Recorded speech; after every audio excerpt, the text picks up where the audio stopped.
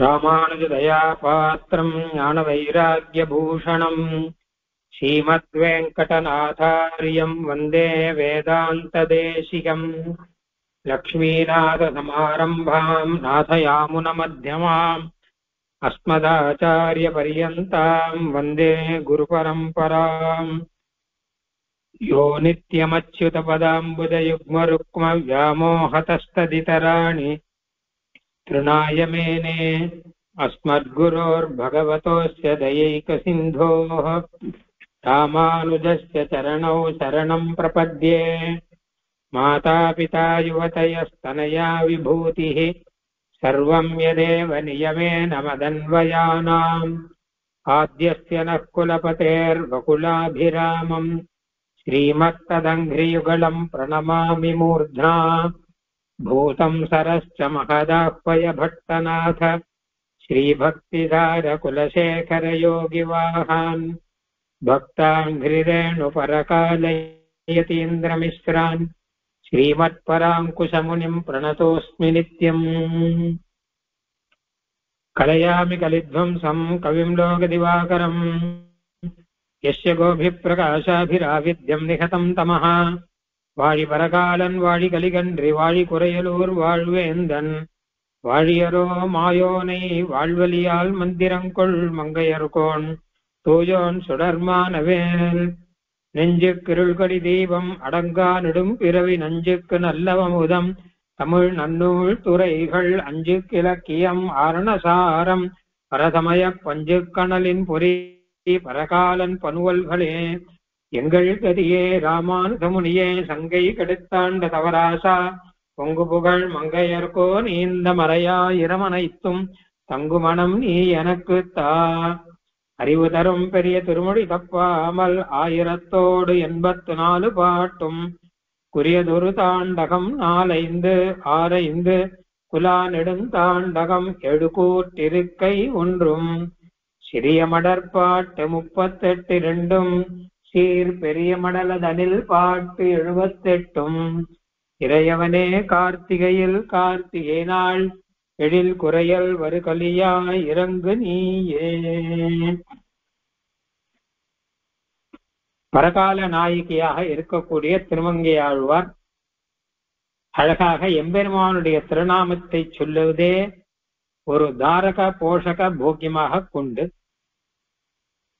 ஒரு கிளியை பார்த்து நீ திருநாமத்தை சொல்லு என்று எடுத்து சொல்ல, கிளி இந்த திருநாம பாசுரங்களை எல்லாம் சொல்ல, அதை கேட்டு இவர் தம்மை மறந்த நிலையிலே தாமே அந்த திருநாமங்களை பாட்டாக பாடி வீணா கானத்தோடு கூட அதை பாட்டாக பாடி ஆனந்தித்து இருந்தார் அப்படிங்கிற விஷயத்தை நாம பார்த்தோம். திருநெடுந்தாண்டகத்திலே 15வது ஸ்லோகம் பாசுரம் வரைக்கும் பார்த்தோம். அங்கே தாயார் பாசுரங்கள், அதுல மெல் விரல்கள் சிவப்பெய்த தடவியா அங்கே மென் கிளி போல் மிக மிழற்றும் என் பேதையே அப்படின்னு தாயார் சொல்லும்படியாக கிளியை காட்டிலும் மென்மையாக அழகாக இவள் திருநாமங்களை பாடிக்கொண்டிருக்கிறாள் அப்படின்னு தாயாரே அனுபவிக்கும்படியா இருந்தது. தாயாருக்கும் ஒரு ஆசுவாசம் பிறந்ததோ அப்படின்னு நினைக்கணும். பெண்ணை நினைத்து கஷ்டப்பட்டு கொண்டிருக்கிறார், ஆனா இவள் அழகாக பாடுவதையெல்லாம் பார்த்தா அப்ப கொஞ்சம் ஆசுவாசம் பிறக்குமோ அப்படிங்கிற மாதிரி இருந்தது. அப்பொழுது வீணையை கையில் எடுத்துக்கொண்டு எம்பெருமானுடைய அழகான திருநாமத்தை எல்லாம் அதில் கோர்த்து வைத்து அல்லியம்பூ மலர் பொய்கை பழனவேலி அணியெழுந்தோர் நின்று கொண்ட அம்மான் அப்படின்னு சொல்லுயர்ந்த நெடுவீணை அந்த வீணையை வைத்துக் கொண்டு பாடினால் அடுத்த க்ஷணம் என்ன ஆகணும்னு கேட்டானா இவருடைய பேச்சுக்கு மயங்கி இவளுடைய வீணை கானத்துக்காக மயங்கி கண்ணன் உடனே அந்த இடத்துக்கு வந்திருக்கணும் வரணும். இப்படியானால் கண்ணனுடைய வேணு கானத்துக்கு மயங்கி ஆயர் திருவாய்ப்பாடியில இருக்கக்கூடிய எல்லா பெண்களுமே யமுனா நதிக்கரைக்கு போய் சேர்ந்தார்களாம். அந்த மாதிரி கண்ணனையே மயக்கும்படியான வீணா கானம் இவளுக்கு உண்டு. அந்த மாதிரியான ஒரு குரல் வளம் அப்படிங்கிறது இதுக்கு உண்டு. சொல்லுவதோ அவனுடைய அற்புதமான எம்பெருமானுடைய திருநாமங்கள். அப்ப என்ன நடக்கணும் அப்படின்னு கேட்டான்னா இவளுக்காக அவன் ஓடி வரணும், எல்லாவற்றையும் விட்டு விட்டு அப்படியே வரணும். ஆனால் அது வரலையாம். அவள் அப்படியே கண்ணை மூடிண்டு பாடிக்கொண்டிருக்கிறாள். நடுவிலே புன்னகை தோன்ற பாடிக்கொண்டிருக்கிறாள். பாட்டு முடிந்து அப்படி கண்ணை திறந்து பார்த்தா பழைய நிலையிலே இருக்காள். தன்னை மறந்து கண்ணனோடு இருந்த நிலையிலே அவள் மனசுக்குள்ளே வைத்துக்கொண்டு பாடின பாட்டெல்லாம் முடிஞ்சு போய் எந்த கண்ணை முழிச்சு பார்த்தானா எதிர்க்க பழைய நிலையிலே இருக்கா. இப்படி ஆனா நம்மாழ்வாரை பத்தி சொல்லுவோம். நம்மாழ்வார் திருவாய்மொழியில அப்படியே எம்பெருமானை ஆச்சரியமா அனுபவிப்பார் தியானத்துல. அப்படியே பாட்டெல்லாம் வரும். அதுக்கப்புறம் கண்ணை திறந்து பார்த்தானா மறுபடியும் இந்த சம்சாரத்துல தானே இருக்கும்னு வரும். அப்ப ஆர்த்தியோட துக்கத்தோடு கூட மறுபடியும் பாட்ட ஆரம்பிப்பார். எம்பெருமானோட சம்ஸ்லேஷம், அதாவது மானச சம்ஸ்லேஷம், மனசுனாலே எம்பெருமானோட சேர்ந்து இருந்தான்னு வச்சுக்கோங்க, அப்ப அழகான பாட்டெல்லாம் வரும். அப்படி கண்ணை திறந்து சம்சாரத்துல இருந்தான்னா துக்கத்தோடு இவர் பாடுற பாட்டெல்லாம் அந்த திருவாய்மொழியிலே வந்து சேரும். அந்த மாதிரியாக இப்போ இவள் வார்த்தை சொன்ன இடத்திலே அவனும் கூட வந்து வார்த்தை சொல்லணும். இவள் வீணாகானம் பண்ண இடத்திலே அவனும் கூட இருந்து வேணுகானம் பண்ணிக்கொண்டே வர வேணும் அப்படின்னு இவள் எதிர்பார்க்கிறாள். ஆனா அப்படியெல்லாம் எதுவும் வராதபடினால அப்படி கண்ணை திறந்து பார்த்த உடனே மறுபடியும் தான் பழைய மாதிரி தான் இருக்கும், கண்ணனை விட்டு பிரிந்து இருக்கும், இங்க இத்தனை பேர் நடுவுல தான் இருக்கும் அப்படிங்கிறத பார்த்த உடனே தன் நிலை குலைந்து அவளுக்கு என்ன பண்றதுன்னு தெரியல. தானும் வீணையுமாய் விட்டது, பொட்டு வீணை கீழே போட்டுட்டா. தன்னையும் மறுபடியும் நொந்து கொண்டாள். இது என்ன ஒரு ஜென்மம், இது என்ன ஒரு வாழ்க்கை, இது என்ன ஒரு பாட்டு, இது என்ன ஒரு வீணை, இதெல்லாம் எதுக்காக இருக்கு? அதனால மறுபடியும் பழைய ரீதியிலேயே கூப்பிடத் தொடங்கினாள். ஆனால் கண்ணனை பிரிந்து நெஞ்சுருகி கண் பணிப்ப நிற்கும் தோறும் நெடுதுயர்க்கும் உண்டறியாள் உறக்கம் பேணாள் நஞ்சரவில் துயிலமர்ந்த நம்பி என்றும் ஒம்பார் பூம்பயலாலே மைந்தா என்றும் அப்படின்னு முன்னாடி எல்லாம் நெஞ்சுருகி கண் பணிப்ப நிற்கும் சோறும்னு நிலை இருந்தாலும் அந்த நிலைக்கே திரும்பி வர வேண்டியதாக ஆயிடுத்து.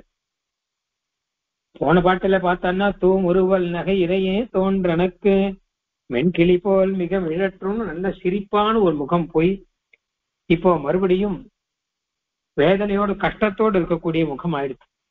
கண்ணுல ஜலம் ஜலமாக கொட்டுகிறது, அப்படிப்பட்ட ஒரு நிலை ஆயிடுச்சு. அப்போ மறுபடியும் பழைய ரீதியிலே தான் இருந்த நிலையிலே இப்பொழுது பாட ஆரம்பிக்கிறார் இந்த பாட்டிலே. அதனால்தான் துணை முலைமேல் துளிசோர சோர்கின்றாளே அப்படின்னு இந்த பாட்டுல வரப்போறது. சீதா பிராட்டியனுடைய நிலைதான் போன பாசுரத்திலே நாம பார்த்தோம். பர்த்தார்மிவ சம்பிராப்தா ஜானகி முதிதா பவத்து அப்படின்னு திருவடியானவர் அந்த அங்குலியகத்தை மோதிரத்தை கொடுத்த உடனேயே பர்த்தாவே கையில் கிடைத்தா மாதிரியாக நினைத்து அவள் ஜானகி முதிதா பவதுன்னு ரொம்ப ரொம்ப ஆனந்தத்தோட இருந்தார் அப்படின்னு பார்த்தோம். ஆனா அந்த ஆனந்தம் எத்தனை நாளி செல்லும்? ஞானி இருந்தது, அதுக்கப்புறம்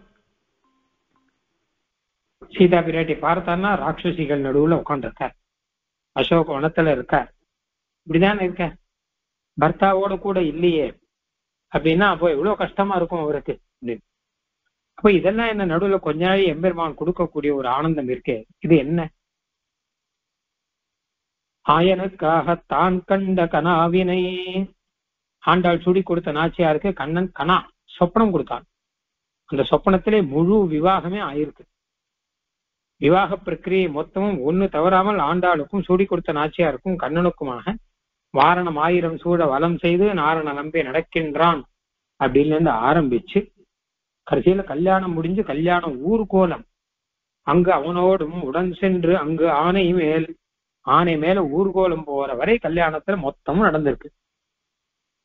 ஆனால் அது ஒரு சொப்பனம் தானே. அதுக்கப்புறம் மறுபடியும் நாச்சியாரானவர் கண்ணனை பிரிந்த நிலையிலே தானே இருக்கார். அந்த மாதிரி நடுவுல எம்பெருமான் பண்ற ஏதோ அனுகிரகம் போல இருக்குது. அந்த மாதிரி நடுவுல எம்பெருமான் ஏதோ இந்த மாதிரி கண்ணன் கொடுக்க அந்த நிலையிலே தன்னை மறந்து இருந்தவள் இப்போ மறுபடியும் பழைய ரீதியில அவள் பாட ஆரம்பிக்கிறார். அந்த பாட்டு இப்போ ஆரம்பம். கன்றுமேத்து இனிதுகந்த காளாய் என்றும் கடிபொழில் சூழ் கணபுரத்தன் கனியே என்றும் மன்றமர கூத்தாடி மகிழ்ந்தாய் என்றும் வட திருவேங்கடம் மேயமைந்தா என்றும் வென்றசுரர் குலங்களைந்த வேந்தே என்றும் விரிபொழில் சூழ் திருநறையோர் நின்றாய் என்றும் துன்றுகுழல் கருநிறத்தன் துணையே என்றும் துணைமலை மேல் துடிசோரச் சோறுகின்றாளே. மறுபடியும் சோறுகின்றாள், கஷ்டப்பட்டு கொண்டிருக்காள், தளர்ந்து போய் கொண்டிருக்கிறாள். ஆனந்தத்திலே இருந்தவள் ஆனந்தத்தை விட்டு துணை முலை மேல் துளி சோர, தன்னுடைய மார்பின் மேலே கண்ணீர் பெருக அப்படியே அவள் தளர்ந்து போய் நிற்கிறாள். கண்ணனை பிரிந்த வருத்தத்திலே பாட்டு கொண்டு இருக்கிறார். என்ன பாடினார்னா, கன்று மேய்த்து இனி துகந்த காளாய் என்றும். கிருஷ்ணாவதாரம் மாடு மேய்த்த வைபவம் மிகவும் பிரசித்தம். மாடு மேய்ப்பதை காட்டும் கன்றுகள் மேய்ப்பது மிகவும் பிடிக்குமா. கன்று மேய்த்து அதிலே ரொம்பவும் சந்தோஷப்பட்டவன். கிருஷ்ணாவதாரத்துல எம்பெருமான் செய்த லீலைகள் எத்தனையோ இருக்குல்லையோ, அந்த லீலையில கிருஷ்ணாவதார லீலையில உங்களுக்கு எது பிடிக்கும்னு கேட்டா ஒருத்தர் ஒண்ணு சொல்லலாம். ஆனா கிருஷ்ணனை கூட்டு கேட்ட கிருஷ்ணாவதார லீலையில நீ பண்ண லீலையில உனக்கு எது பிடிக்கும்னா கன்று மேய்த்து இனிது உகந்தான் அப்படின்னு. அந்த கண்ணுக்குட்டி மேய்த்ததுதான் ஆனந்தமா இருக்கு அப்படின்னு, அதுதான் அவனுக்கு பிடிக்குமா. கோபாலனாக இருந்து கன்றுக்குட்டி எல்லாம் மேய்த்தது ரொம்ப பிடிக்குமா.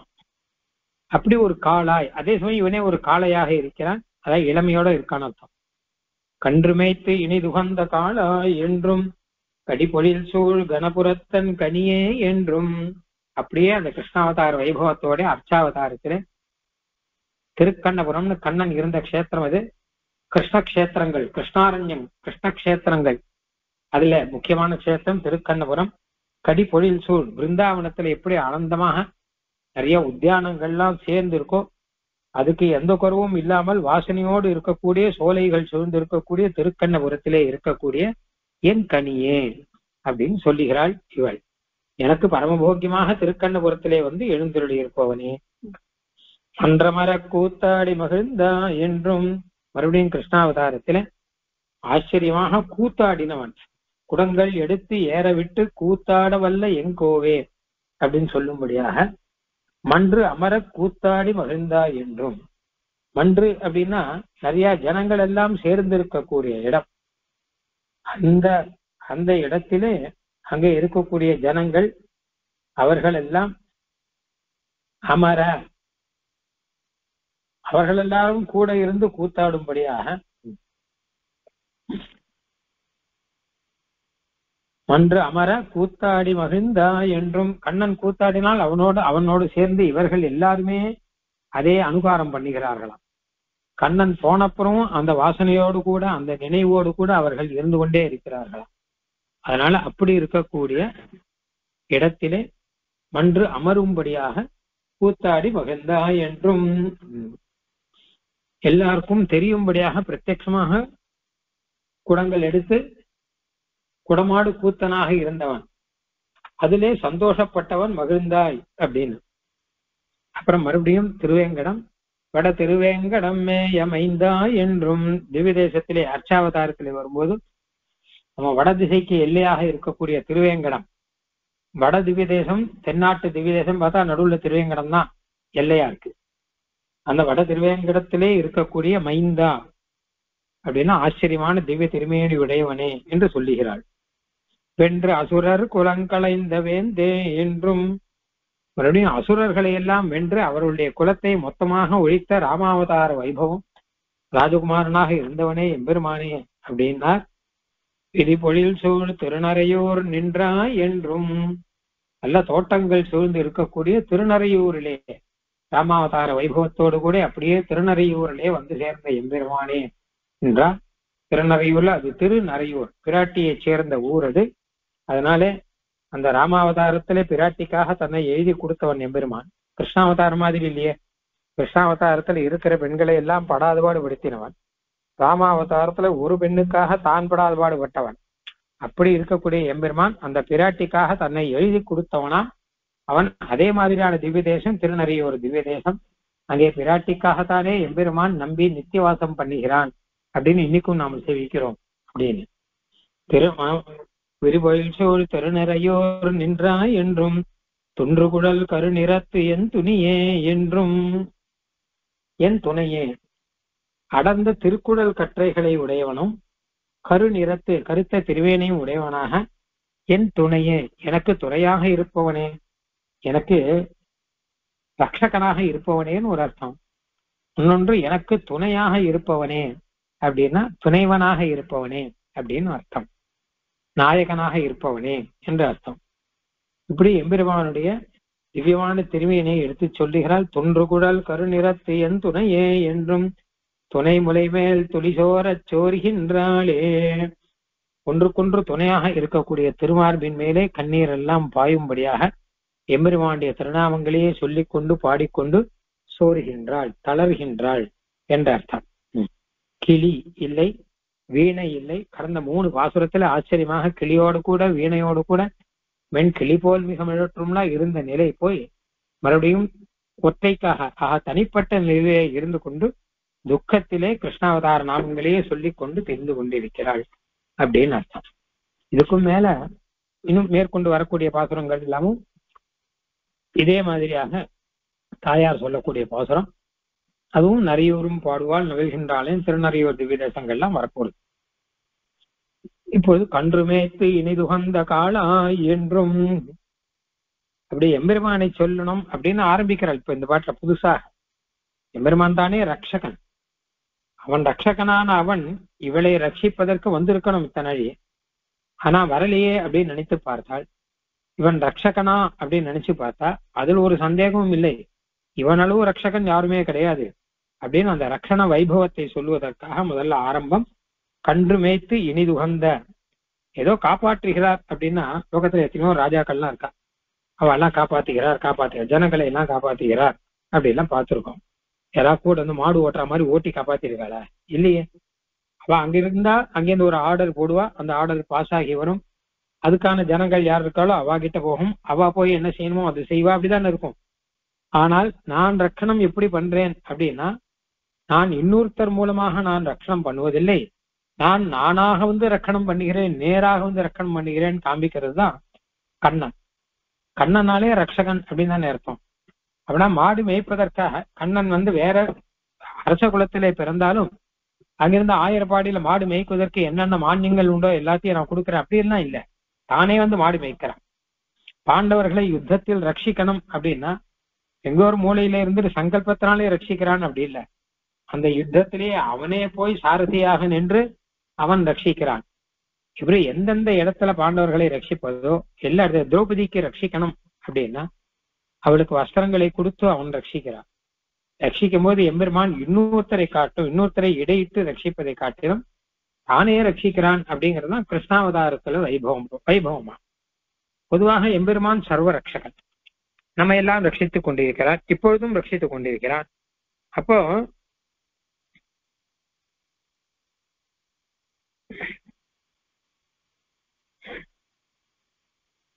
இப்பொழுதும் ரட்சித்துக் கொண்டிருக்கிறான். நேரம் வந்து ரட்சிக்கிறானா இல்ல. பின்ன என்ன கேட்டான்னா மறைமுகமாக நின்றுதான் ரட்சிக்கிறான். பல விதங்கள்ல நமக்கு என்னென்ன தேவையோ எல்லாத்தையும் கொடுத்துருக்கான். ஆனா கிருஷ்ணாவதாரத்துல பாருங்க ஒருத்தரையும் நேர சாட்சாத்தா முன்னாடி வந்திருந்து எப்படி எப்படி காப்பாத்தணுமோ அப்படியெல்லாம் எத்தனை பாண்டவர்களுக்கு என்னென்ன ஆபத்து வந்த போதெல்லாம் அவர்களை எப்படி எல்லாம் காப்பாத்தினான். கோவர்தனகிரியை எடுத்து காப்பாத்தினான். நேரம் வேணா இங்கிருந்து நேர கண்ணன் கிளம்பி போய் இந்திரலோகத்து போய் இந்திரனோட சண்டை போட்டு இவளை காப்பாத்தி மழை வராமலாம் காப்பாத்தலாம் அப்படின்னா இல்ல, உங்களை நான் நேரடியாக ரட்சிக்கிறேன். அதுக்கு ஒரு உதாரணம் தான் ஆதி காலத்திலே முதல்லயே ஆரம்பம். கன்று மேய்த்து பிறக்கும் போதே பிறந்து கொஞ்ச நாள் ஆன உடனே மாடி மேய்ப்பதற்காகவே தான் வந்தா மாதிரி தான் ரக்ஷகன் அப்படிங்கிறத காமிக்கிற மாதிரியாக அங்கே வந்திருக்கிறான் எம்பெருமான். கன்று மேய்த்து இனிதுகந்த அதுலயும் பசுமாடுகள் மேய்ப்பது, பசுமாடு, காளை மாடு, எருது மாடு, ஆடு எல்லாம் உண்டு. ஆயிரம் குலத்துல பல விதத்தை மேய்க்கணும். அதுல எல்லாத்த காட்டிலும் கண்ணனுக்கு பிடித்தது என்ன அப்படின்னு கேட்டா கன்று மேய்த்தல் அப்படின்னு. பசுமாடு மேய்க்கிறத காட்டிலும் கன்று மேய்த்தல் அப்படிங்கிறது ரொம்ப பிரிச்சிருக்கான். என்ன அப்படின்னு கேட்டான்னா எதுவுமே தெரியாமல் இருக்கக்கூடியது இல்லையா கன்றுகள்லாம். பசுமாடுகளாவது கிருஷ்ணனை பத்தி ஓரளவு தெரியும், அவன்கிட்டயே வந்து நின்று இருக்கும். கன்றுகள் அப்பதான் வந்து பிறந்த கண்ணு, அதுக்கெல்லாம் கண்ணனை பத்தி கூட தெரியாது, அப்படியே நின்றுட்டு இருக்கும். அப்ப அதையெல்லாம் கூட அதை எடுத்துதான் தான் ரட்சிக்கணும். ஏன்னா ஆக்கிஞ்சன்யம் நிறைய இருக்கும் இல்லையா. பசுமாடுகளை காட்டிலும் பசுமாடுகளுக்கு கண்ணனை நம்பி இருக்கும். கன்றுகளுக்கு யாரும் நம்பணும் கூட தெரியாது. அப்படி ஆகிஞ்சன்யம் வேற வழி இல்லாமல் இருக்கக்கூடிய அந்த கன்றுகளை எல்லாம் ரட்சிப்பது கண்ணனுக்கு மிகவும் பிடித்திருக்கிறது அப்படின்னு அர்த்தம். நித்திய சூரிகளை ரட்சிப்பது, நித்திய சூரிகளை ரட்சித்தவன் ஸ்ரீவைகுண்டத்திலே, சனக சனந்தாதிகளை ரட்சித்தவன் திருப்பார்கடலிலே, அப்புறம் மகரிஷிகளை எல்லாம் ரட்சித்தவன் ஸ்ரீராமாவதாரத்திலே, அப்புறம் ஆயர் குலத்திலே இருக்கக்கூடிய ஆயர்களை எல்லாம் ரட்சித்தவன் கிருஷ்ணாவதாரத்திலே, மாடி வைக்கும் போது பசுமாடுகளை எல்லாம் ரட்சித்தவன் கிருஷ்ணாவதாரத்திலே, எல்லாத்துக்கும் மேல புல்லு மேய கூட தெரியாம இருக்கக்கூடிய கன்றுகளை எல்லாம் ரட்சித்தவன் அப்படின்னு அறிவு கேட்டுக்கு மேல் எல்லையான கன்றுகளை மேய்த்த அப்படின்னு சாதிக்கிறாங்க. அறிவில்லாததுக்கு மேல் எல்லையா, அறிவில்லைங்கிறதுக்கு முக்கியமான உதாரணம் கண்ணுக்குட்டி தான். கண்ணுக்குட்டி அளவு ஒண்ணுமே தெரியாம இருக்கக்கூடியவர்களை எம்பெருமான் ரட்சித்துக் கொண்டிருக்கிறானே, அப்படிப்பட்ட ரட்சகனான உன்னை விட்டு விட்டு நான் எப்படி ஆறி இருப்பேன், நீ ரட்சிக்க வர வேண்டாமா? கன்று மேய்த்து இனிது உகந்த காலா என்றும் அதிலே இனிது உகந்தவன். ஏன்னா எம்பெருமானுடைய ரட்சகத்துவம் அப்படிங்கிறது கன்று மேய்த்தப்புறம் தான் எல்லாருக்கும் நன்னா புரிந்தது. இவன் இப்படியெல்லாம் ரட்சிக்கிறான் அப்படிங்கிறது எல்லாருக்கும் புரியும்படியா இருந்தபடினால எம்பெருமானுக்கே இது பிடிச்சிருக்கான். இத்தனால ஸ்ரீவைகுண்டத்துல நித்திய சூரியலே ரட்சிச்சுட்டு இருக்கேன்னு சொல்லிட்டு இருக்கோமே, இப்பதான் இவனுடைய ரட்சகத்துவம் எல்லாருக்கும் புரிந்தது. அதனால திவத்திலும் பசுநிறை மேய்ப்பு உகத்தின்னு ஆழ்வார் சொல்ற பெரிய ஆழ்வார், ஸ்ரீவைகுண்ட லோகத்துல நித்திய சூரியர்களை மேய்ப்பதை விட இங்கே பசுமாடுகளையும் கன்றுகளையும் மேய்ப்பது பகவானுக்கு மிகவும் பிடித்து இருக்கும் அப்படின்னு. அதனால பசுமாடுகளை முதலே சொன்ன, பசுமாடுகளுக்கு தெரியும் கண்ணன் காப்பாத்துவான் அப்படின்னு, ஆனா கண்ணுக்குட்டிக்கு அதுவும் தெரியாது. அப்படி இருக்க கண்ணுக்குட்டிகளும் கூட காப்பாற்றி கொண்டிருக்கிறான். கன்று மேய்த்து இனிதுகந்த காளாய் என்றும் மிகவும் உகந்தவன் அப்படின்னு அர்த்தம். காளாய் கன்றுகளை மேய்க்கும் போது ஒரு காளையாவே இருப்பான். குழந்தைகளை காப்பாற்றணும்னா குழந்தைகளை நம்ம கவனிச்சுக்கணும்னு வச்சுக்கோங்க, அம்மா அப்பாவாவே இருக்கணும். அம்மா அப்பா கவனிச்சுக்கிற மாதிரி ஆகாது இல்லையா? அந்த மாதிரி இவன் ஒரு மனுஷனா இருந்து கன்றுகளை காப்பாத்தல, ஒரு காளையாக இருந்து கொண்டு கன்றுகளை காப்பாற்றுகிறான். ஏன்னா இட்டீரு பட்டி மேய்ந்தோர் காரேறு வலதேவர்க்கோர் கீழ்கன்றாய் இட்டீரிட்டு விளையாடி இங்கே போத கண்டீரே இட்டமான பசுக்களை இனிது மறித்து நீரூட்டி விட்டு கொண்டு விளையாட வெந்தாவனத்தை கொண்டோமே. அதாவது பசுக்கள் தீர்த்தம் சாப்பிடணும்னா அப்பதான் அவனும் போய் தீர்த்தம் சாப்பிடுவான். அந்த மாதிரி பசுக்களோடவே கூடவே இருந்து பசுக்களை எல்லாம் நீர் காட்டி அதுக்கெல்லாம் இப்படி எல்லாம் அந்த ஜாத்தியை சேர்ந்தா மாதிரி தானும் ஆயிடுவான். மனுஷ ஜாத்தியா மாதிரி இல்ல, மாடு ஜாத்து மாதிரியாக தன்னை ஆக்கி கொண்டிருப்பான் அப்படின்னு ஒரு அர்த்தம். இன்னொரு அர்த்தம் காளாய் அப்படின்னா ரொம்ப மிடுக்கை உடையவனே, காளையாக இருப்பவனே அப்படின்னு அர்த்தம். ரெண்டு அர்த்தத்துல நாய்க்கு இங்க சொல்றார். ஏன்னா பசுமாடுகளை ரட்சிக்கும் போது காளையாவே ஆயிடுவான் மட்டும் இல்ல, என்னை ரட்சிக்கும் போது மிடுக்கோட ஒரு ஆண் காளையாக இருக்கக்கூடியவன், தான் பெண்ணாக இருக்கிறபடினாலே தருணவு ரூபசம்பன்னவு சுகுமாரவு மகாபலவு, ஒரு ஆண் காளையாக இருக்கக்கூடியவன். வாரணமாயிரம் சூழவலம் செய்து நாரணம்பே நடக்கின்றான் சொல்லும் போது நாளை வதுவை மனம் என்று நாளிட்டு பாலை கமுகு பரிசுடை பந்தற்கு கோளறிமாதவன் கோவிந்தன் என்பான் ஒரு காளை புகுத கனா கண்டேன் தோழினான். ஆண்டாளுடைய கனால கண்ணன் கைப்பிடிக்க வரும்பொழுது முன்னாள் ஜான் வாசத்துல ஒரு காளையா வரானாம். புருஷ ரிஷபா அப்படின்னா ஒரு சம்ஸ்கிருதத்துல புருஷர்களுக்கே காளை போர் ஏறு அப்படின்லாம் சொல்றா இல்லையா? அந்த மாதிரி இருந்தாதானே நாயிகைகளுக்கு இஷ்டம். அதனால என் விஷயத்திலும் காளையாக இருக்கிறான், கன்றுகள் விஷயத்திலும் காளையாக இருக்கான். கன்று மேய்த்து இனிதுகந்த காளாய் என்றும், இந்த காளையானது கன்று மேய்த்து மேய்த்து வளர்ந்த காளையா. காளைனா நல்லா புஷ்டியா இருக்கும் இல்லையா, திருடமாக புஷ்டியாக இருக்கும். எப்படின்னா கன்று மேய்த்தே வளர்ந்து மேய்த்து மேய்த்து புஷ்டியா இருக்கான். அதாவது குழந்தைகள் நன்னா இருந்தா அம்மா அப்பா நன்னா இருப்பா எப்பவுமே. அது மாதிரி கன்றெல்லாம் நன்னா வளர்ந்ததுன்னா காளைக்கு அது ரொம்ப சந்தோஷமா இருக்கும். அழகா சொல்ற பெரியவாச்சான் பிள்ளை, மனுஷாலாம் நன்னா வளர்றானா என்ன அர்த்தம்னா நிறைய ஆகாரம் சாட்டா வளர்ந்துருவா இல்லையா? இல்ல நமக்கெல்லாம் அதுதானே, மனுஷர்கள் வளர்வது அன்னமய ஆகாரத்தினாலே. ஏன்னு கேட்டா நமக்கு அதுதான், நமக்கு பிறக்கிறதுல இருந்து இந்த பிறந்த குழந்தை, இந்த குழந்தையெல்லாம் பாருங்க ஏதோ ஆகாரம் சாப்பிட்றதுக்கு தான் தான் பிறந்தோம் அப்படின்னு தான் இருக்கும் எல்லாமே. நம்ம எல்லாமே கூட கிட்டத்தட்ட அப்படிதான். நம்ம பிறந்ததே சாப்பிடுவதற்காக தான் அப்படின்னு தோணும். சாப்பிடலன்னா ஐயோ சாப்பிடலையே அப்படின்னு, 8 மணி ஆச்சு இன்னும் சாப்பிடலையே அப்படின்னு தோணும். சாப்பிட்றதுக்காகவே நம்ம ஜென்மம் எடுத்திருக்கோமோ அப்படிங்கிற மாதிரி சம்சயம் இருக்கு. ஒருவேளை இதுக்காக தான் நம்ம பிறந்து வளர்ந்துருக்கோமா, அதுல சந்தேகம் இல்லை. எப்பவுமே போகம் போகிய வஸ்துவை, அதாவது ஆகாரம் முதலானதை சாப்பிட்றதுக்காக தான் இந்த சேத்தனுடைய சிருஷ்டியே. அப்படியே சிருஷ்டி தத்துவமே அதுதான். அதனால தான் குழந்தைன்னா ஏதோ குழந்தைக்கு சாப்பாடு தவிர வேற தெரியாது இல்லையா. நமக்கு தெரிஞ்ச விஷயங்கள் எதுவும் குழந்தைக்கு தெரியாது. அது தெரிஞ்சு சாப்பாடு ஒண்ணு தூக்கம் ஒண்ணு, இது 2 தவிர வேற தெரியாது. சாப்பிட்றதுக்காக தான் நம்ம பிறந்திருக்கோம் அப்படின்னு தான் அந்த குழந்தை நினைச்சுங்க.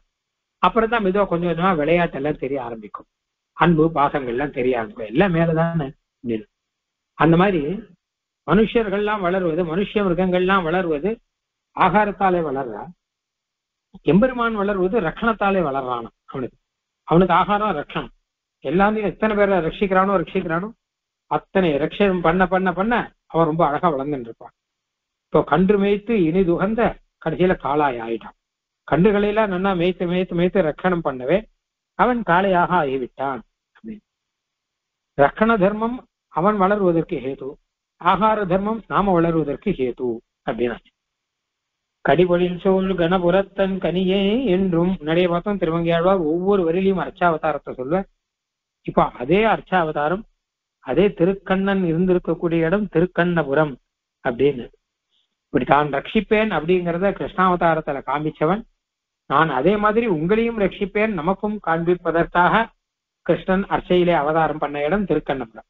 அங்கே கன்று மேய்த்து பசுபாடுகள் எல்லாம் மேய்த்த மாதிரி இங்கே நம்மளையும் மேய்த்து ரட்சிப்பதற்காக இவன் வந்த இடம் அப்படின்னு. கடிபொழில் சோழ் கணபுரத்தன் கனியே என்றும். அப்ப அதே மாதிரி இடம் வேணும் இல்லையோ, பிருந்தாவனம் மாதிரி வேணும். அதுக்காக அதே மாதிரி கடிபொழில் சோழ் நல்ல வாசனையோடு இருக்கக்கூடிய தோட்டங்கள் சூழ்ந்திருக்கிற திருக்கண்ணபுரத்திலே வந்திருக்கிறார். ஸ்ரீ பராசர பட்டர் இங்க அழகா ஒண்ணு சொல்லுவாராம். என்ன கேட்டா, அப்படியே கன்று மேய்த்து கொண்டே பிருந்தாவனத்திலே போயிட்டு இருந்தவன், மாடு போன இடத்திலேயே அப்படியே போயிட்டு இருந்தவன், அங்க நடுவுல பார்த்தான்னா ரொம்ப ஆச்சரியமான கடி பொழிலோடு கூட ஒரு இடம் இருந்ததான். ஆக திருவாய்ப்பாடி மாதிரி இருக்க இது அப்படின்னு சொல்லிட்டு உள்ள வந்தானாம். வந்தா திருக்கண்ணபுரமா, அதை விடுவதற்கு மனசு இல்லையாம். சரின்னு அங்கேயே ஒரு அர்ச்சாவதாரத்துல இருந்து விட்டானாம் அப்படின்னு அழகா சொல்லுவார். கடிபொழில் சோழ் கணபுரத்தன் கனியே என்றும். ஆனா கண்ணனே வந்து ஈடுபட்டு இருந்த இடம் திருக்கண்ணபுரமாச்சு இது. இப்ப பராசர பட்டர் இப்படி சொன்னதுக்கு தாற்பயம் என்ன அப்படின்னு கேட்டாங்கன்னா, அர்ச்சாவதாரத்திலையும் அந்த விபவாவதாரத்திலையும் எந்த விதமான வித்தியாசமும் கிடையாது. அன்னைக்கு எப்படி கன்று மேய்த்து பிருந்தாவனத்தில் இருந்தானோ அதே மாதிரி இன்னைக்கும் நம்மை ரட்சிப்பதற்காக திருக்கண்ணபுரத்திலே வந்து இருக்கிறான் அப்படின்னு. ஏன்னா அதுக்கு மேலே இதுல கேள்வி கேட்கக்கூடாது.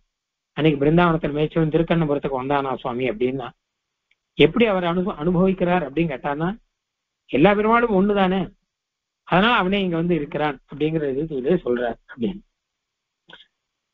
ஸ்ரீ பராசர பட்டரும் திருவங்கியாழ்வார் மாதிரி என்னன்னு கேட்டான்னா, அர்ச்சாவதாரத்துக்கும் விபவ அவதாரத்துக்கும் வித்தியாசம் தெரியாதவர். எல்லாம் அன்னைக்கு நடந்த வைபவங்கள்ல இன்னைக்கும் நடக்கிறது அப்படின்னு. நம்ம பார்த்தா விபவ அவதாரத்துல அன்னைக்கு நடந்து முடிஞ்சிருக்கும், இன்னைக்கு பெருமாள் கோயில்ல இருக்காருன்னு சொல்லிட்டு இருப்போம். அதே பெருமாள் தான் இங்க அப்படியே இருக்காருங்கிறத நன்னா அனுபவிக்கக்கூடியவர்கள் இவர்கள். அதனால கடிபொழில் சோழ் நல்ல வாசனையோடு கூடு பெருமாளுக்கு சர்வகந்தகான் பெயர். சகலம் சர்வகந்தைத்தி சாதரம் உத்வகந்தின்னு கோதாஸ்தியில சொல்ற. எம்பெருமானே சர்வகந்தா, அவனுக்கு போய் கந்தம் கூட்டும்படியாக திவ்ய தேசங்கள்ல தோட்டங்கள்லாம் இருக்கணும். அப்ப கடிபொழில் சோழ் கணபுரத்து என் கனியே என்றும் அங்கே இருக்கக்கூடிய எம்பெருமான் கண்ணன், அவனை சொல்லும் போது இந்த நாயகியானவள் என் கனியே, எனக்கு பரம போக்கியமாக இருக்கக்கூடியவனே அப்படின்னு அப்படின்னு சாதிக்கிற. ஏன்னா கனிங்கிறது தானே, ஒரு மரத்துல எத்தனை இருந்தாலும் அதுல பரம போக்கியமாக இருக்கிறது கனி தானே. அப்புறம் காயா இருந்தா என்ன, அதுக்கான பூவா இருந்து இலையா இருக்கு, அதெல்லாம் இருக்கட்டும், கனி தானே நமக்கு வேண்டியது. அந்த மாதிரி எனக்கு கனியாக நான் அனுபவிக்கும்படியாக இருப்பவனே அப்படின்னு அர்த்தம். இதனுடைய உள்ளர்த்தம் என்ன அப்படின்னு கேட்டான்னா, வேற வேற சாதனங்கள்லாம் செய்யறவர்கள் இருக்கையோ, அப்படி இல்லாட்டா எம்பெருமானை பற்றி கொண்டு வேற பலன்கள்லாம் வேண்டுபவர்கள் இருக்கையோ, அவள்லாம் எப்படின்னு கேட்டான்னா காய் மாதிரி, அவளுக்கெல்லாம் எம்பெருமான். காயை சாப்பிட்டு உடம்பு வளர்க்கணுங்கிற மாதிரி. காயை சாப்பிட்டு உடம்பு வளர்ப்பதற்கும் கனியை சாப்பிட்டு உடம்பு வளர்ப்பதற்கும் வித்தியாசம் என்னன்னு கேட்டான்னா, காய் நமக்கே தெரியும், காய் சாப்பிட்டா நல்ல சத்தெல்லாம் இருக்கு அப்படின்னு அதுக்காக சாப்பிட்றோம், அவ்வளவுதான். பழம் அப்படி இல்லை. பழங்கிறது போக்கியம் இல்லையோ, அது ரொம்ப மதுரமா இருக்கும் இல்லையோ. பழம் மாதிரி வாழைக்காய் இருக்குமா, இல்ல மாம்பழம் மாதிரி மாங்காய் இருக்குமா, இல்ல பலாப்பழம் மாதிரி பலாக்காய் இருக்குமா? பழம்னாலே மாதுரியம் சேர்ந்துரும், இனிமையா இருக்கும். அந்த மாதிரி எம்பெருமான் உபாய தசையிலேயே இனிமையா இருக்கிறான் அப்படின்னா அது சரணாகதியில. ஏன்னா சரணாகதி பண்ணிட்டு அதுக்கப்புறம் என்ன பண்றோம் அப்படின்னு கேட்டான்னா எம்பெருமான தான் அனுபவிச்சுட்டு இருக்கோம். மற்றவையெல்லாம் உபாயம் பண்ணிட்டே இருப்பா, அதுக்கப்புறம் பழம் கிடைச்சா சரி கிடைச்சின்னு வச்சுன்னு போயிடுவா. பிரபன்னருக்கு பிரபத்தி பண்ணின சமயனந்தரமே பிடித்து போக்கியமாய் இருக்கிறான்னு இங்க பிரகாசாமியில சாதிக்கிற. பிரபத்தி பண்ணதுல இருந்து ஆரம்பிச்சு இவன் பழம் தான் அப்படிங்கிற மாதிரி இருக்கான். அதனால கடிபொழில் சூழ் கணபுரத்து என் கனியே என்றும். அதனால கனியேனா பரமபோக்கியமாக இருக்கக்கூடியவனே. கனி இருப்ப காய் அப்படின்னு திருவிருத்தத்திலே ஆழ்வார் ஒண்ணு சொல்ற அப்படின்னு. பழம் இருக்க காய் எடுக்கிற மாதிரி இருக்கு, அது வேற விஷயம், அது அப்புறம் பார்க்கலாம். என் கனியே அப்படிங்கிற, என்னுடைய கனியே. ஏன்னா திருக்கண்ணபுரம் எம்பெருமானை சேவித்தவர்கள் எல்லாரும் கண்ணபுரம் ஒன்று உடையார்க்கு உடையானுக்கு உரியேன் அப்படின்னு சொல்லுவான். அடியேன் ஒருவருக்கு உரியேனோ அப்படின்னு. திருக்கண்ணபுரம் பெருமானை சேவித்தவர்கள் அவனுக்கு உடனே தாசனாயிடுவார்கள். ஒருவருக்கு உரியனோ, நான் வேற யாருக்கு நான் உரியேன், அவருக்குதான் உரியவன், அவனுடைய தாசன் தானே அப்படின்னு சொல்வார்கள். அந்த மாதிரி அனுபவிக்கிறபடினாலே என் கனியே, என் சுவாமியாக இருக்கக்கூடியவனே அப்படி. கடிபொழில் சோழ் கணபுரத்து என் கனியே என்றும். பழம் அப்படிங்கிறது எம்பெருமான் சிருஷ்டியில காய் நாய் அதுக்கப்புறம் பழம்னு வைக்கிறத எல்லாரும் அனுபவிக்கணுங்கிறதுக்கு தானே அதுல மதுர ரசத்தை கூட்டுகிறான். காய்க்கு இல்லாத ரசங்கள்லாம் பழத்துக்கு வருது இல்லையோ, பெருமான் தானே சிருஷ்டிக்கிறான், எல்லாரும் அனுபவிக்கணுங்கிறதுக்கு தானே. அந்த மாதிரி எம்பெருமான் நீங்க திவ்ய கஷேத்திரங்கள்லயே கனியாக வந்திருக்கான்னா எல்லாரும் அனுபவிக்கணுங்கிறதுக்கு தானே வந்திருக்கான். அதனால என்ன அனுபவத்துக்காகவே வந்திருக்கிற கனியே அப்படின்னு. இல்லாட்டா சிருஷ்டியில காய் மட்டும்தான் இருக்கு, பழம்னே ஒண்ணு இல்லைன்னு நினைச்சு பாருங்க. எல்லாம் காய் தான் இருக்கு, எல்லாரும் காய் தான் சாப்பிடணும், பழம்னே ஒண்ணு கிடையாது அப்படின்னு இருந்தா அதனால ஒண்ணும் பெரிய கஷ்டம் இல்லை. ஆனா நமக்கு தான் போகம் இருக்காது, எத்தனை சுவை இருக்கு அதெல்லாம் எதுவுமே இல்லாத போயிடும். அந்த மாதிரிதான் எம்பெருமான் என்ன பண்றான், என்னை நன்றாக அனுபவித்துக் கொண்டிருக்குன்னு அர்ச்சாவதாரமே கனியா பழம் அப்படின்னு இருக்கு. மன்றமர கூத்தாடி மகிழ்ந்தாய் என்றும். மன்று அமர கூத்தாடி மகிழ்ந்தாய். கண்ணன் கூத்தாடும் போது மன்றுங்கிறதுக்கு ரெண்டு அர்த்தம் சொல்லியிருக்கா. ஒன்னும் நார்ச்சந்தி ஜங்ஷன்ல 4 இடம் 4 கூடுகிற இடம் கொள்ளியோ, 4 ரோடு கூடுகிற இடம், அந்த இடத்துல இருந்து கூத்தாடுவர்கள்லாம் நடுவில் ஒரு இடத்துல இருந்து கூத்தாடுவா. அப்ப ஊரோடு வந்து நின்று பார்ப்பார்கள். இது ஒரு வழக்கம். கூத்தாடிகள் அப்படின்னு சில பேர்லாம் உண்டு, இப்பெல்லாம் இல்ல, வரலாம். சின்ன வயசுல நானே பார்த்திருக்கேன். நிறைய பேர் கூத்தாடுவர்கள்லாம் என்ன பண்ணுவான் கேட்டானா ஒரு ஜங்ஷன்ல வந்து நின்றுவான், அங்க கூத்தாடுவான், துணியை விரிப்பான், பைசா வாங்கிட்டு போவான். இதெல்லாம் சாதாரணம். வித்தை காட்டுவார்கள், அந்த மாதிரிலாம் உண்டு. அதே மாதிரி இந்த மன்று நார்ச்சந்தியில இருந்து அங்க கூத்தாடுகிறான்னு அர்த்தம். இன்னொரு அர்த்தம் மன்று அப்படின்னா 4 பேர் சேர்ற இடத்துக்கு கூட மன்றுன்னு பெயரான். ஜனங்கள் 10 பேர் சேர்ந்து நார்ச்சந்தியா இல்லாட்டா கூட ஜனங்கள் 10 பேர் சேர்ந்து இருக்கிற இடம் அப்படின்னா அதுக்கு மன்று அப்படின்னு பெயரான்.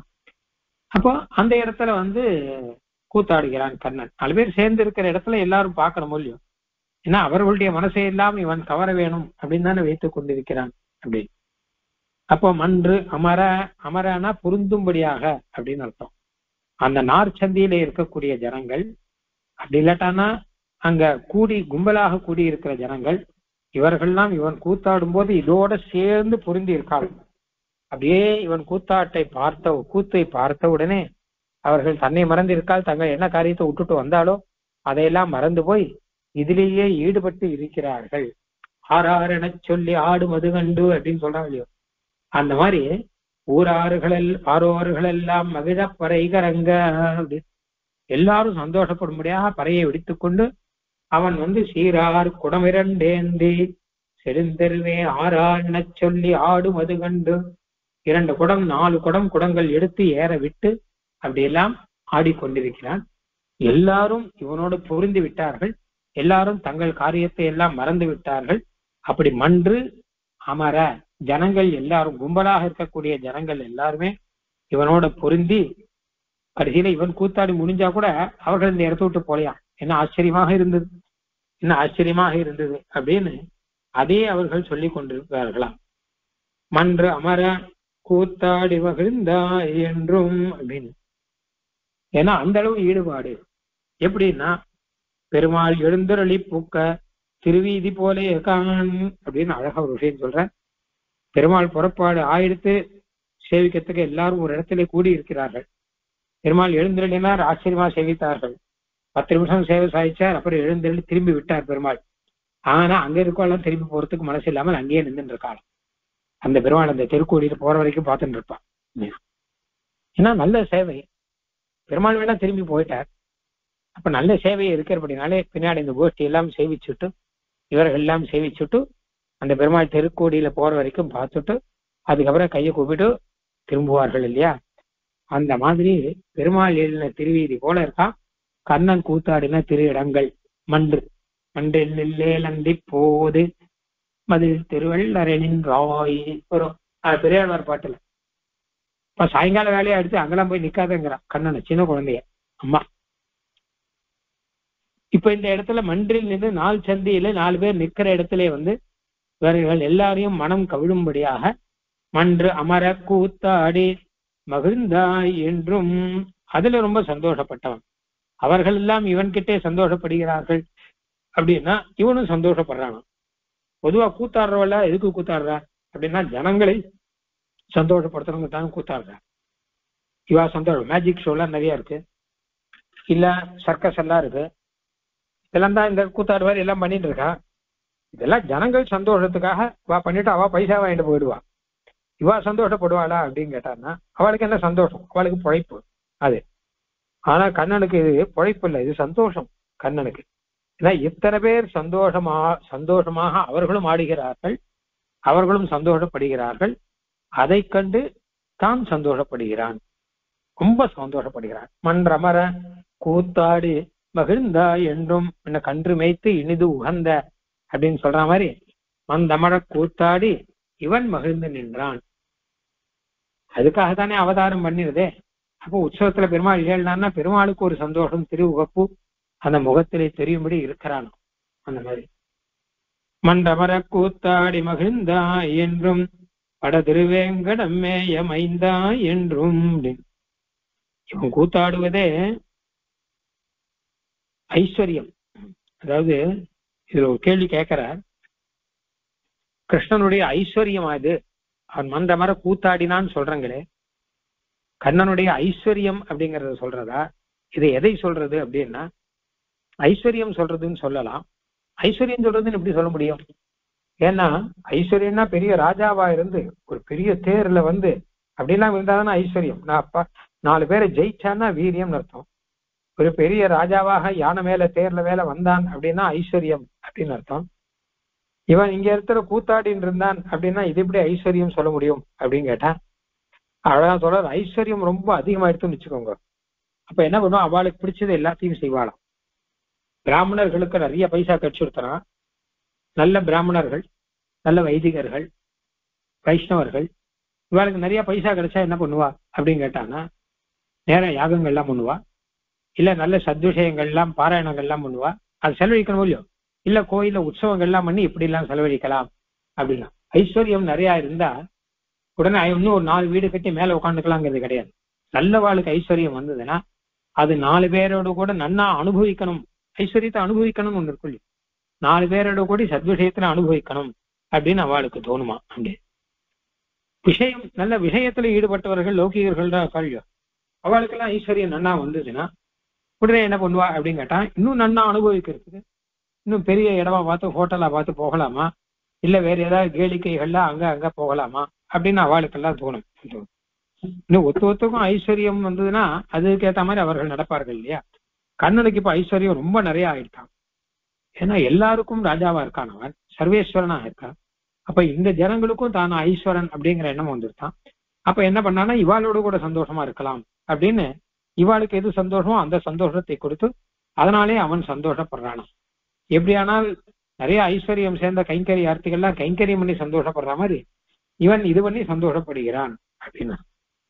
மன்றமர கூத்தாடி மகிழ்ந்தா என்றும் பட திருவேங்கடமேயமைந்தா என்றும். அடுத்து திருவேங்கடத்தை சாதிக்கிறார். ஏன்னு கேட்டான்னா இங்க மந்தமர கூத்தாடி மகிழ்ந்தவன் தான் அங்க திருவேங்கட முடியானும் அவனும் ஒரு நாற்சந்தியில நிக்கிற மாதிரி நடு சந்தியில நிக்கிறான்.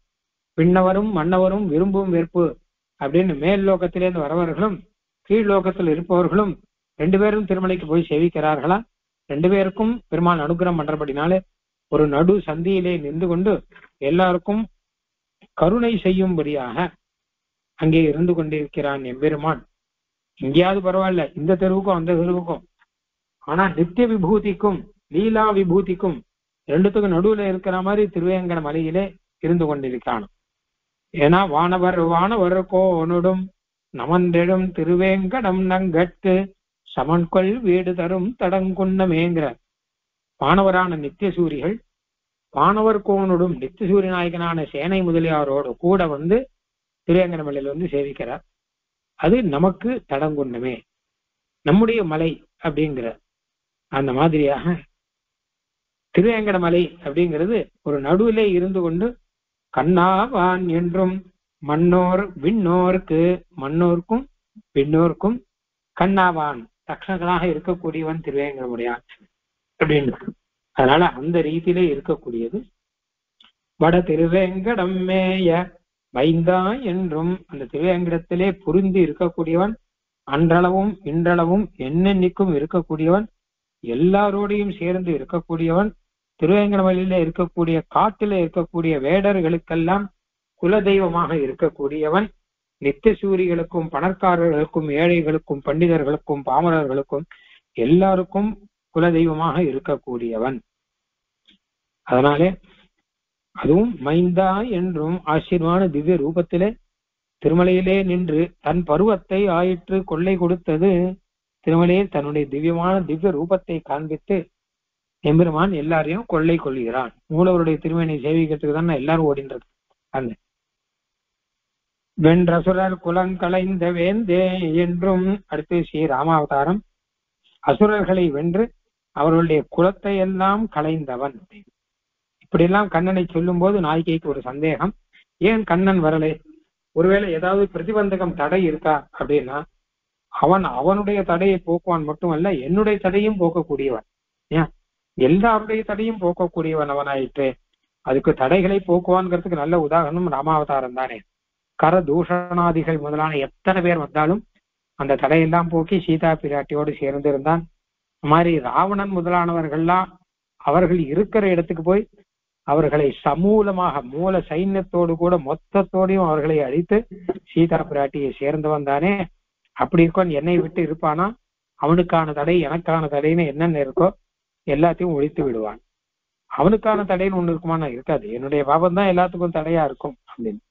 அதனால எம்பெருமான் பரம போக்கியனாக இருக்கான், கனியாக இருக்கிறாங்கலாம் இருக்கட்டும், ரக்ஷகனாக இருக்காங்கிறதெல்லாம் இருக்கட்டும், தடையை போக்குவனாக இருக்காங்கிறது முக்கியம் இல்லையோ. அதனால ராமாவதாரத்தையும் சேர்த்து சொல்றார் இங்க. வென்று அசுரர் குலம் களைந்த வேந்தே என்றும் அசுரர்கள் குலத்தை மொத்தமாக களைந்து அவர்களுடைய தலைவனான ராவணனை அழியச் செய்த வேந்தே சக்கரவர்த்தி திருமகனே அப்படின்றார். வென்றசுரர் குலங்களைந்த வேந்தே என்றும் விரிபொழில் சூழ் திருநறையூர் நின்றா என்றும் அந்த ராமாவதார வைபவத்தோடு கூட எப்படி அங்கே அசுரர்களை எல்லாம் வென்று ஜானகி பிராட்டியோடு சேர்ந்து இருந்தானோ எம்பெருமான், அந்த மாதிரி இங்கே எல்லா தடைகளையும் போயிட்டு சக்கரவர்த்தி திருமகன் பிராட்டியாரோடு சேர்ந்து இருந்த மாதிரியாக ஏகதார ஏகபத்னி விரதத்தோடு இருந்த மாதிரியாக இங்கேயும் திருநறையூர் நின்ற நம்பியாக இருக்கக்கூடியவன் இந்த நாச்சியாரோடு கூட இங்கே சேர்ந்து இருக்கிறான்கிற வைபவம் இந்த திவ்ய தேசத்துல இருக்கு. ஏன்னா பெண்ணாளும் தேசம் அப்படின்னு அழகாக சொல்வார்கள். பெண் ஆளக்கூடிய நாச்சியார் ஆளக்கூடிய ஒரு திவ்ய தேசமாக இது இருக்கு. அந்த திவ்ய தேசத்துக்கு வந்து அவரோடு சேர்ந்து எம்பெருமான் இருக்கிறான் அப்படின்னு. விரிபொழில் சூழ் திருநறையூர் நின்றாய் என்றும் பிராட்டியாரை தேடி தேடி அலைந்தவன் கடைசியில அந்த இடத்திலே வந்து திருநறையூரிலே வந்து பிராட்டியாரோடு சேர்ந்து இருக்கான். சீதா பிராட்டியை தேடி தேடி அலைந்து கடைசியில ராவணனை கொண்டு சீதா பிராட்டியாரோடு சேர்ந்த மாதிரி அப்படின்னு திருநறையூர் வைபவம் இருக்கான். அதாவது பிராட்டியாரானவர் திருப்பார்கடல்ல இருந்து எம்பெருமானை விட்டு பிரிந்து நேர மேதாவி மகரிஷின்னு ஒரு மகரிஷி அவர் இருக்கிற இடத்துல திருநறையூர்ல வந்து இருக்கார். அப்ப எம்பெருமான் அங்கே தேடிக்கொண்டு வந்தவன் நேர திருநறையூருக்கு வந்து இந்த பிராட்டியாரை பார்த்து இங்கே இவளோடு சேர்ந்து இருக்க, இவன் இந்த இடத்திலேயே இருக்கலாம் சொல்ல, பிராட்டியார் வசிக்கக்கூடிய இடத்திலேயே அவருடைய நாயகனாக மாப்பிள்ளையாக பெருமாள் அங்கே இடத்துல இருந்துட்டு இருக்காராம். தன் ஊருக்கு அவரை கூட்டின்னு கொண்டு போகாமல் அவர் ஊர்லேயே தான் இருக்கிறேன் அப்படின்னு ஒரு விதத்துல பிராட்டியாருக்கு சேஷனாகன்னு வச்சுக்கலாம் வேணும்னா. அந்த பாவத்தோடு கூட எம்பெருமான் அங்கே இருக்கிறான் அப்படின்றாரு இல்லையோ. அப்ப ராமாவதார வைபவம் அங்க எப்படி கிருஷ்ணாவதாரம் மாதிரி கிடையாது. ஏகதார விரதம் ஏகபத்னி விரதம்ங்கிறது எவ்வளவு ஸ்பஷ்டமா தெரிஞ்சுது. அந்த மாதிரிதான் திருநறையூர் நின்ற நம்பிக்கை வந்து ஏகபத்னி விரதங்கிறது அவ்வளவு ஸ்பஷ்டமா தெரியுறதான் இல்லையோ. அதனால அதிலே ஈடுபட்டு பாடுகிறார் நறையூர் நின்ற நம்பி அப்படின்னு. அங்கே வந்து பெரிவழிச்சோல் திருநறையூர் நின்றாய் என்றும் அங்க வந்து நின்றாயே. அப்ப தேடி தேடி அடைந்தவன் கடைசியில இங்க வந்து தரித்து நின்றாயே, அந்த நிலை உனக்கு இருக்கிறதே. அப்ப அதே மாதிரி எனக்கும் அனுகிரகம் செய்ய வேண்டாமா? துன்றுகுடல் கருநிறத்தன் துணியே என்றும் அழகான திருக்குடல், அதாவது திருமுடி, திருக்குடல் கற்றை, துன்றுனா அடர்ந்தான் அர்த்தம். அடர்ந்த திருக்குடல் கற்றையையும் கருத்த திருமேனியும் உடையவனாய் அப்படின்னு அர்த்தம். ஸ்ரீ ராமாவதாரத்திலே ஆச்சரியமாக அந்த திருக்குறள் கற்றையிலே ஈடுபடுவார்கள். அதே மாதிரி அழகான திருக்குறளையும் அந்த திருக்குறளுக்கு ஏற்ற திருவடிவையும் உடையவன். ரெண்டுமே கருப்பா இருக்கு. மைவண்ண நறுங்குஞ்சி குடல் பின்தாழ அப்படிங்கிற மாதிரி, நகரம் சேர்க்குழை இருப்பாடு இலங்கிய ஆடங்கிற மாதிரி அங்கும் ராமாவதாரம் தான் நான் சொல்றேன். நம்பியுடைய திருக்குறள் நிறைய நின்ற நம்பியுடைய திருக்குறளும் இப்படிதான் இருக்கான். நிறைய நின்ற நம்பியுடைய திருவடிவு அதையும் இங்க சொல்றார். ராமாவதார திருக்குறள் திருவடிவு அதையும் சொல்றார். துன்று குழல் காலமேகம் மாதிரியான ஒரு திருமேனியிலே ஆச்சரியமான திருக்குறளை தோடு நான்குடை சிறுகுடல் கமலக்கண்கணி வாய் காலமேகத்தை என்று மற்றொன்றிலம் கதியே. பெருமாளே காலமேகம், அதுல தோடு நான்குடை சுரிகுழல் கமலக்கண் கனிவாய். சுரிகுழல் கமலக்கண் கனிவாய் காலமேகம் அப்படின்னு எப்படி இருக்குமா? காலமேகம், இந்த காலமேகத்தினுடைய கனிவாய், அதுக்கு மேல கமலக்கண், அதுக்கு மேல சுரிகுழல் எல்லாம் இருந்ததுன்னா அப்ப அந்த காலமேகத்தை என்று மற்றொன்றிலம் கதியே. விராட்டியை தேடி திரிகிற காலம் திருக்குழல் ஜடையாய் கிடந்தது கண்டவாறு வகிர்ந்து பேரின குழல்னு ஒரு விஷயம் சொல்ற. அதாவது பிராட்டியாரை எம்பெருமான் தேடும் போது எப்படி இருந்தா கேட்டான்னா அப்ப ஜடாமுடி தெரிச்சுட்டு இருந்தான் காட்டுல விரதத்துல இருந்தபடினால கண்டகாரண்யத்துல. அப்புறம் பிராட்டியாரை சேர்ந்தாச்சு. ராவண சம்மாரம் ஆன உடனே நேரம் இங்க அயோத்திக்கு திரும்பி வந்தாச்சு. பட்டாபிஷேகம் ஆனோம். அதுக்கு முன்னாடி ராமாயணத்துல ஒரு விஷயம் இருக்கு. அதெல்லாம் பட்டாபிஷேகம் ஆகணும்னா இவருடைய ஜடமுடையெல்லாம் நன்னா பிரிச்சு சரியாக்கி அழகான திருக்குறளை ஆக்கணும் அப்படின்னு சொன்னாராம். இன்னும் அதுக்கான ஏற்பாடெல்லாம் பண்ணா அதுக்குன்னே சில பேர் இருக்கலாம். ஸ்மஸ்ரு அர்த்தகான்னு வரும் ராமாயணத்துல வரும் இந்த விஷயம். பெருமாளுடைய திருக்குறள் இருக்கும் இல்லையோ, அது மொத்தமா ஆலம் பால் வச்சு ஜட்டையாக்கிட்டான். ஆனா இருக்கா எடுத்து அப்படின்னு. ஆனப்ப மறுபடியும் பழைய மாதிரி ஆக்க முடியுமா அப்படின்னா ஆலம்பால் மாதிரி அதுக்கு ஒரு பால் இருக்காதானே, அதுக்கு ஒரு பால் இருக்கு. இப்ப அதையெல்லாம் சேர்த்து வச்சு இதுக்காகனே சில பேர் இருக்கலாம் அங்க. அவர் எல்லாம் கூட்டு வச்சு பெருமாளுக்கும் லக்ஷ்மண பெருமாளுக்கும் பரதாழ்வானுக்கும் எல்லாருமே ஜடமுடி தெரிச்சுட்டு இருக்காளே, எல்லாருக்கும் அந்த ஜட்டையெல்லாம் போக்கி அழகான சுரி குழல் அப்படின்னு சுருண்டு இருக்கக்கூடிய குழல், துன்று குழல் அப்படின்னு இருக்கக்கூடிய குழல் இருக்கும்படி பண்ணார்களாம் அப்படின்னு. அந்த மாதிரி எம்பெருமானுடைய நிலையை இங்க சொல்ல. சுரி குழல் துன்று குழல் கருநிறத்து என் துணையே என்றும் அப்படி இருக்கக்கூடிய என் துணையே அப்படின்னு. ஸ்னிக்த நீல குட்டில குந்தலம் அப்படின்னு என் துணையே, உன்னுடைய திருக்குறள் கற்றையிலே தானே நான் ஈடுபட்டது அப்படிங்கிற அர்த்தத்துல சொல்ற. என் துணை அப்படிங்கிறதுக்கும் ரெண்டு அர்த்தம். எனக்கு ரக்ஷகன், எனக்கு துணையாக ரக்ஷகனாக இருப்பவன். பொதுவாக கன்றுமைத்து இனிது உகந்தவன் எல்லாருக்கும் ரக்ஷகன், எனக்கு விசேஷமான ரக்ஷகன் ஒரு அர்த்தம். இன்னொன்னு எனக்கு துணைவனாக இருக்க வேணும் அப்படிங்கிற அர்த்தத்திலையும், எனக்கு துணைவனாக இருக்கக்கூடியவனே, எனக்கு பிராபியமாக இருக்கக்கூடியவனே அப்படின்னு அர்த்தம். பல அர்த்தங்கள் இருக்கு. தொன்று குழல் கரு நிறத்து என் துணியே என்றும் சம்ஸ்கிருதத்துல அழகா ஒரு ஸ்லோகம் ஒண்ணு இருக்கு. ஒரு கோபிகா ஸ்திரியானவள் அவள் பாடுகிற ஒரு ஸ்லோகம் உண்டு. பதிதாம் கிம்னாம ஆலம்பசேன்னு ஒரு ஸ்லோகம் மொத்தம் சொல்றேன் பின்னாடி, பெரிய ஸ்லோகம் இது. பதிதாம் கிம்னாம ஆலம்பசே அப்படின்னு. பதிதாம்னா கீழே விழுந்துட்டாள். அப்போ பதிதாம் கிண்ணாம ஆலம்பசே, கண்ணா நான் பதிதா, நான் கீழே விழுந்துட்டேனே, ஏன் என்னை நீ கை தூக்கி விட மாட்டேங்கிறாய், என்னை கைப்பிடிக்க வேணாமா, கை கொடுத்து என்னை தூக்க வேண்டாமா அப்படின்னு. தேனைவ ஸ்கலிதாஸ்மிநாத பதிதாம் கிண்ணாம ஆலம்பசே திருஷ்டியா அப்படின்னு ஸ்லோகம் ஆரம்பம். திருஷ்டியா கேசவ கோபராக கிருதயா கிஞ்சின்ன திருஷ்டம் மயா தேனைவ ஸ்கலிதாஸ்மிநாத பதிதாம் கிண்ணாம ஆலம்பசே அப்படின்னு வரும். இந்த இடத்துல ரெண்டு அர்த்தத்தை சொல்றார். பதிதாம்னா கீழே விழுந்த என்னை ஏன் நீ கை கொடுக்கவில்லைன்னு அர்த்தம். இன்னொன்னு பதிதானா ஏன் நீ பதியாக ஆகவில்லை, எனக்கு பதியாக நீ ஆகணும் இல்லையோ, அந்த அந்த பதிபாவத்தை ஏன் எடுக்கவில்லைன்னு அர்த்தம். அந்த மாதிரி இங்கேயும் ரெண்டு அர்த்தத்துல வருதுன்னு வச்சுக்க. துணை முலை மேல் துளி சோர சோர்கின்றாளே இப்படி சொல்ல சொல்ல சொல்ல மேலும் மேலும் அவளுக்கு துக்கம் அதிகமாக அவள் கண்ணீர் ஜலம் பெருக அவள் அப்படியே சோர்ந்து போகிறாள் அப்படின்னு அர்த்தம். துணை முலை மேல் பரஸ்பரம் இரண்டும் சேர்ந்து இருக்கிறபடினாலே, ஒன்றுக்கொன்று துணையாக இவை இருக்கிறபடினாலே, இரண்டாக இருக்கிறபடினாலே துணை முலை மேல் துளி சோர சோர்கின்றாளே அப்படின்னு ஒரு அர்த்தம். இன்னொரு அர்த்தம், இவளுக்கு கண்ணனை பிரிந்த நிலையிலே இவளுக்கு ஒரே துணையாக அவளுடைய திருமார்பு தான் இருக்கா, வேற எதுவுமே கிடையாதான். ஏன்னா மனசளவுல கண்ணன் இருந்தா கூட உடம்பளவுல கண்ணன் பக்கத்திலேயே இல்லை, கண்ணால பார்க்க முடியல.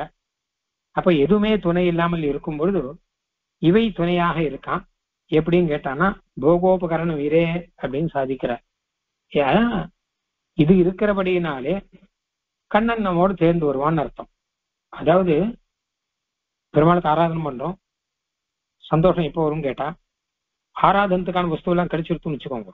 நல்ல துளசி, நல்ல புஷ்பம், நல்ல சந்தனம் எல்லாம் வந்துருச்சுன்னா அப்ப அதுவே ஒரு சந்தோஷமா இருக்கும். ஆக இன்னைக்கு என்ன ஆராதனை பண்ணலாம் அப்படின்னு. அந்த மாதிரி கண்ணனோடு சேர்ந்து இருப்பதற்காக அதற்கு ஏற்றதான சௌந்தர்யாதி வைபவங்களோடு கூட இருக்கிறபடினாலே அதை துணைமுலையாக வைத்திருக்கிறாளாம் அவள், கண்ணனுக்கு ஏற்றதாக இருக்கிறபடினாலே அப்படின்னு அர்த்தம். துணை முலை மேல் துளி சோர சோறுகின்றாளே அப்படின்னு. இப்படியாக அவன் உபேட்சகனாக இருந்தாலும் அவனை விட்டு தான் இருக்க முடியாது என்கிற நிலையை பிரகாசிக்கும்படியாக இவள் அழுது கொண்டிருக்கிறாள் அப்படின்னு அர்த்தம்.